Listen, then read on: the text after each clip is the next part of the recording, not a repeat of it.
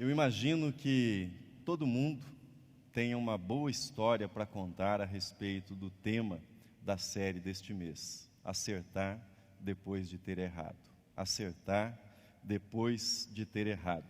Afinal de contas, o erro faz parte da experiência humana, faz parte da condição dos seres humanos. E isso faz com que, num momento ou outro da nossa vida, por termos errado, isso faz com que nós tenhamos as nossas reflexões a respeito do significado do erro, do papel que ele desempenhou na nossa vida e daquilo que nós aprendemos a partir da experiência do erro. O tema do erro humano é um dos mais populares nos ditados. São muitos os ditados ou reflexões que se popularizam e se transformam em ditados e são repetidas com muita frequência em torno desse tema, o tema dos erros humanos. Alguns deles que talvez você tenha ouvido ou tenha repetido num momento ou outro. O primeiro diz o seguinte: uma pessoa inteligente aprende com os seus erros. Uma pessoa sábia aprende com os erros dos outros. Esse é um ditado sempre repetido. Outro: errar é humano, mas mais humano ainda é atribuir os erros aos outros. Uma experiência bem humana. Todos erram um dia, por descuido, por inocência ou maldade. Esse último é um pensamento de Shakespeare. Aliás, ele faz com que nós pensemos ou busquemos fazer algum tipo de distinção entre os diversos tipos de erros. Os erros podem ser classificados, eles podem ser organizados, eles precisam, na verdade, para o nosso proveito, para a nossa compreensão, que haja algum tipo de distinção. Afinal, nós sabemos que os erros são diferentes. Por exemplo, nós podemos citar o erro por limitação humana. Seres humanos cometem falhas porque são seres limitados. Os nossos recursos de energia, de inteligência, de capacidade de atenção não são ilimitados. E por conta de termos recursos que são limitados, também cometemos erros por conta dessa limitação. Nós não contamos com superpoderes. Gostaríamos de tê-los, mas não temos superpoderes. Por isso, cometemos erros. Por vezes nós falhamos esquecendo compromissos, às vezes esquecendo objetos. São pequenos erros do nosso cotidiano que demonstram a nossa condição humana. Outras vezes nós falhamos porque nós desconsideramos alguma informação, ou na nossa limitação nós não somos capazes de avaliar toda a situação, todos os desdobramentos possíveis de uma determinada situação, de um determinado contexto, e isso faz com que nós erremos, e é plenamente compreensível. Talvez um campo fácil para o entendimento desta limitação humana e do erro enquanto limite humano seja o dos esportes de alto rendimento, de alta performance. Um nadador que executa os seus movimentos com perfeição e velocidade, que consegue marcas excelentes, que é medalhista olímpico, com o passar do tempo ele será superado por outro nadador. E aqueles movimentos que ele executava com perfeição já não serão executados com a mesma perfeição, com a mesma força, com a mesma velocidade. Quem normalmente não errava nesse campo começa a errar, a cometer pequenos deslizes e acaba sendo superado por outra pessoa. Esse é um tipo de erro, o erro por limitação humana. Mas há uma segunda categoria de erros humanos, que nós denominamos de fraqueza humana. Aqui nós adentramos na linguagem bíblica e no campo dos conceitos bíblicos. Num sentido bíblico, nós estamos falando de algo diferente das limitações humanas, das limitações que são inerentes às nossas capacidades. Uma fraqueza pode ser definida como qualquer vulnerabilidade, qualquer tipo de vulnerabilidade que você herdou ou adquiriu na sua vida. Mas você não tem poder, não está ao seu alcance alterar isso, modificar essa condição de vulnerabilidade na sua vida. Alguns exemplos: uma enfermidade que põe na sua vida algum tipo de limitação, um trauma emocional que faz com que você, em determinadas situações, esteja vulnerável emocionalmente, mentalmente, um traço biográfico, alguma coisa que acompanha a sua história e que de algum modo o abala e que produz vulnerabilidade na sua vida. Ilustro isso para você da seguinte forma: uma criança criada por pais que a desaprovam constantemente, que são hostis, que zombam, que não tem nenhum ato ou tem pouquíssimas ocasiões de afirmação, de demonstração de afeto positivo, de amor para com essa criança. Esta criança certamente terá que lidar com a vida toda com uma autoestima bastante fragilizada e buscará constantemente a aprovação, a aceitação das pessoas que estão ao seu redor. E provavelmente, muito provavelmente, essa pessoa cometerá erros em busca de aceitação, em busca de algum tipo de afeto que não obteve na sua infância. Fraqueza humana. E há um terceiro tipo de erro, também mencionado na Bíblia, bem conhecido na linguagem bíblica, que se chama pecado. Pecado é a transgressão da lei de Deus. Pecado é a quebra dos mandamentos de Deus. Não cobiçarás, não roubarás, não adulterarás, não matarás, não dirás falso testemunho, e prosseguem os mandamentos de Deus que estão contidos na palavra de Deus. Erros provenientes da limitação humana e erros provenientes da fraqueza humana nem sempre são pecados ou não são pecados. Porém, nós podemos dizer com toda segurança, embora limites humanos e fraquezas humanas não sejam necessariamente coisas pecaminosas, nós podemos dizer com toda segurança que o pecado sempre é um erro. O pecado sempre é um erro. Em que sentido o pecado é um erro? Ele nos afasta do nosso Criador. Nós fomos criados para glorificar a Deus e para que tenhamos com Ele comunhão. O pecado quebra essa comunhão, nos tira da comunhão com Deus. Por isso o pecado é um erro. Mas o pecado é um erro porque ele também afeta a nossa comunhão com as outras pessoas. Sob a perspectiva cristã, o pecado é o pior dos erros, aquele que produz as consequências mais nefastas para a vida dos seres humanos e para a vida da sociedade. Eu tenho adotado a seguinte definição para explicar o que é pecado. O texto está na tela e diz assim: pecado é não ser o que deveríamos e poderíamos ser para Deus, para os outros e para nós mesmos. Pecado é deixar de ser aquilo que Deus planejou que nós fôssemos. Portanto, o pecado é um erro, um tipo de erro gravíssimo. Acertar depois de ter errado. Esse é o nosso tema. Não importa se o erro é proveniente de limitação, de fraqueza ou de pecado. Importa para o ser humano, importa a mim, importa a você, seguir adiante, prosseguir, superar, conseguir avançar na direção da vontade de Deus.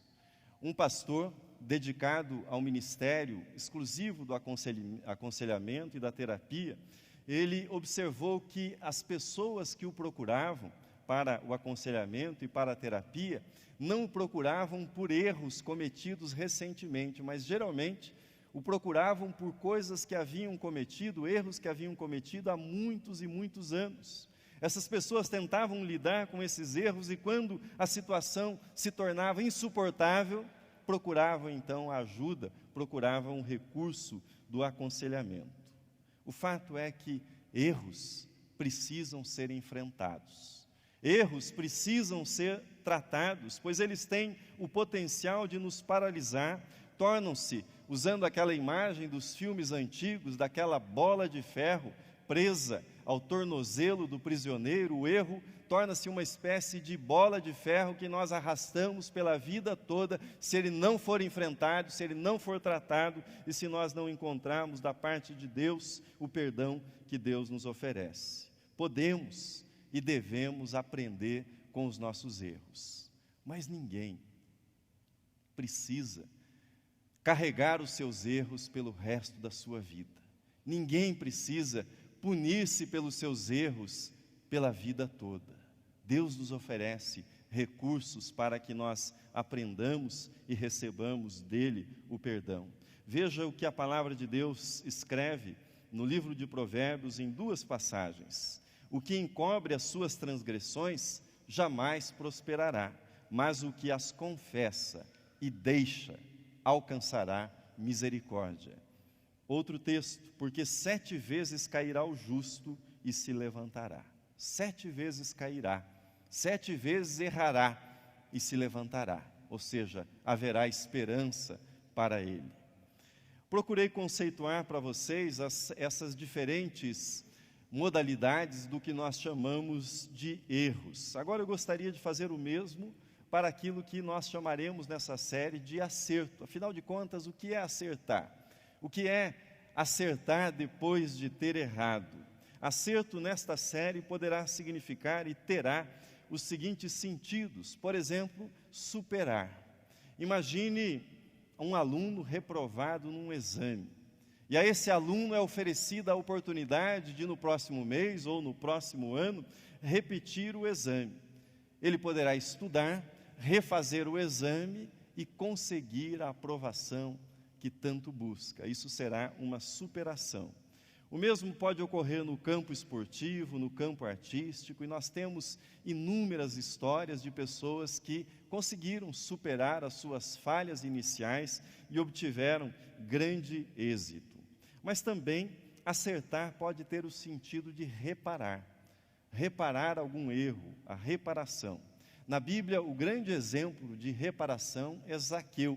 Vocês devem recordar que quando Jesus foi com Zaqueu para a casa de Zaqueu, e Zaqueu, no momento de muita alegria por ter Jesus na sua casa, com o seu coração contrito, quebrantado, ele se dirigiu a Jesus dizendo: resolvo dar metade dos meus bens aos pobres, e se defraudei alguém, restituo esta pessoa, estas pessoas, 4 vezes aquilo que eu tenha prejudicado ou tenha retirado indevidamente delas. Zaqueu é um exemplo de reparação. Muitas vezes o acerto é reparação, é consertar o dano que nós causamos. Mas também o acerto pode significar cessar. Às vezes acertar significa tão somente parar de fazer aquilo que era errado, aquilo que não era correto. Não se trata de produzir reparação porque o contexto não permite, porque a situação mudou, mas Paulo é muito claro a esse respeito quando escreve a epístola aos Efésios. Ele diz: aquele que roubava, não roube mais, trabalhe com as suas próprias mãos para obter o que precisa e tenha com que socorrer os necessitados. Paulo diz: aquele que mentia, não minta mais para o seu próximo, fale a verdade com o seu próximo, ou seja, cesse de fazer aquilo que é errado e comece a fazer aquilo que é certo. Também, acertar pode significar aceitar, aceitação. Um dos maiores impedimentos para seguir adiante, para começar uma nova etapa na nossa vida, é a negação dos nossos erros. É não assumirmos que nós erramos, que nós cometemos pecados, que nós nos equivocamos. Li outro dia uma história muito curiosa a esse respeito. A dificuldade que nós temos de lidar, sejam com os nossos erros ou com as nossas fraquezas, ou seja, com erros que outros cometeram, mas que afetam a nossa vida. Conta-se que uma mulher muito rica nos Estados Unidos, ela resolveu contratar um escritor para que ele fizesse um livro sobre a história da família, contando a história daquela família tão bem sucedida. Tudo ia muito bem, até que o escritor encontrou um avô da mulher, que havia sido condenado, preso e condenado à pena de morte. O escritor a procurou e, com bastante cuidado, disse para ela, apresentou a ela a narrativa a respeito do seu avô e disse que incluiria aquilo no livro, na história da família. E ela respondeu que de modo algum aquilo deveria constar naqueles termos no livro da família. Seria uma mancha na história da família. E afinal de contas, ele era um escritor habilidoso, Ela o havia contratado e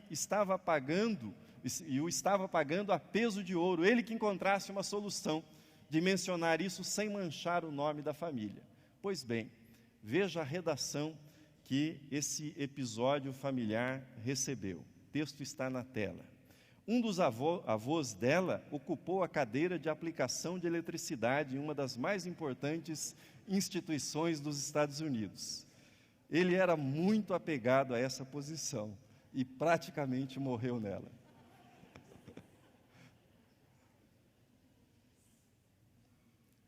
Às vezes, muitas vezes, fugir dos erros, revestindo-os de nobreza, revestindo-os de orgulho, de justificativas, pode criar situações muito embaraçosas. Pior do que os erros que foram cometidos, como o texto que nós temos aí na tela. Uma das questões centrais deste mês e desta série de mensagens é a seguinte, e talvez essa seja a maior utilidade para você que ouvirá essas mensagens. A questão central é a seguinte: como é que você reage diante dos seus erros?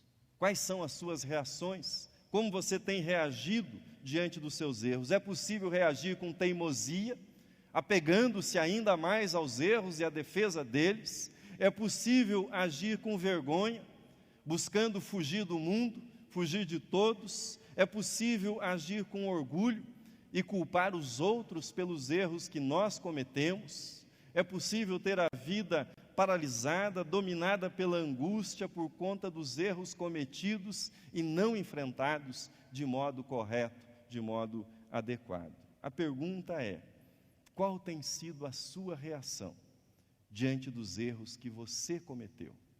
Qual é a sua reação?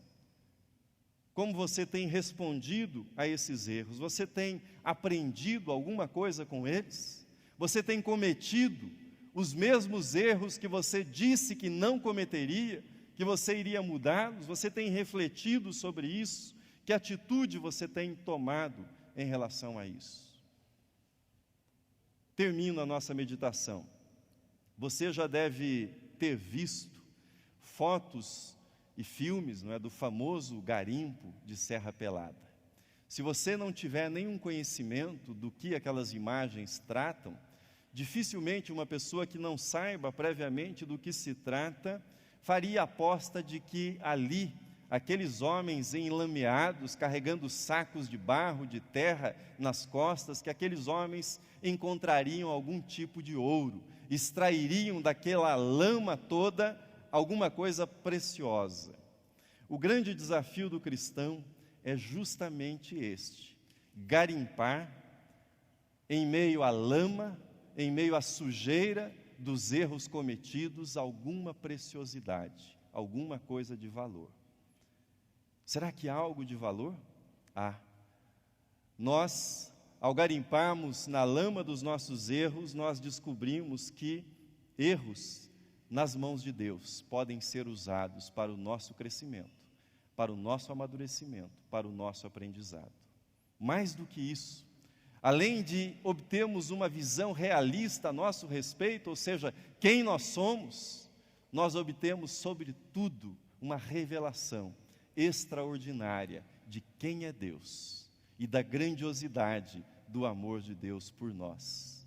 Ele nos ama e perdoa os nossos erros. Quero convidá-lo para ler comigo, a uma só voz, na primeira carta de João, capítulo 1, versículos de 8 a 10, o texto que será projetado na tela. Pode ler comigo na tela, assim nós lemos a uma só voz. Leiamos, assentados mesmos como vocês estão. Se dissermos que não temos pecado nenhum, a nós mesmos nos enganamos, e a verdade não está em nós. Se confessarmos os nossos pecados, Ele é fiel e justo para nos perdoar os pecados e nos purificar de toda injustiça. Se dissermos que não temos cometido pecado, fazemo-lo mentiroso e a sua palavra não está em nós. Amém.